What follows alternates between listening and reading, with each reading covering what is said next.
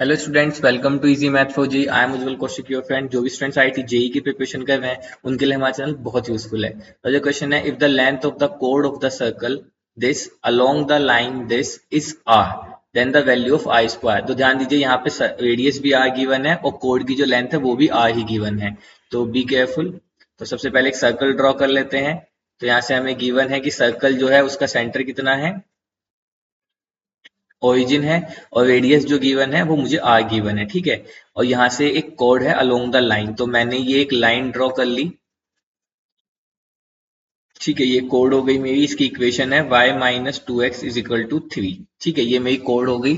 तो जब देखो मैं सेंटर से, सर्कल के सेंटर से कोड पे परपेंडिकुलर ड्रॉ करता हूं, तो पहली बात तो वो कोड को क्या करती है, बाइसेक्ट करती है। अब कोड की लेंथ कितनी गिवन थी मुझे, आर गिवन थी।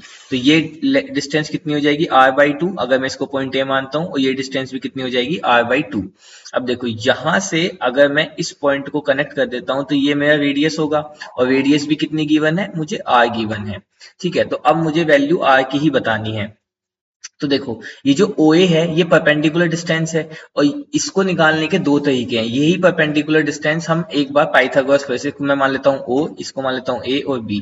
अगर मैं ट्राइंगल OAB में पाइथागोरस थ्योरम यूज करता हूँ तो वहां से क्या हो जाएगा, hypotenuse square means R square is equal to OA का स्क्वायर प्लस BA स्क्वायर, है ना।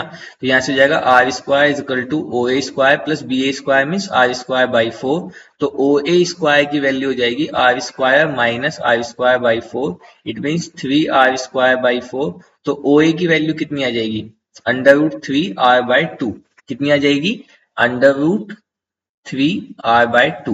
अब देखो, ए जो था, अब मैं यहाँ से परपेंडिकुलर डिस्टेंस भी यूज कर सकता हूँ भाई। ओ ए क्या होगा, परपेंडिकुलर डिस्टेंस होगा। तो अगर हमें कोई पॉइंट x1 y1 गिवन होता है किसी line a x plus b y plus c equal to zero पे, तो परपेंडिकुलर डिस्टेंस क्या होता है, a x one plus b y one plus c upon under root of a square plus b square.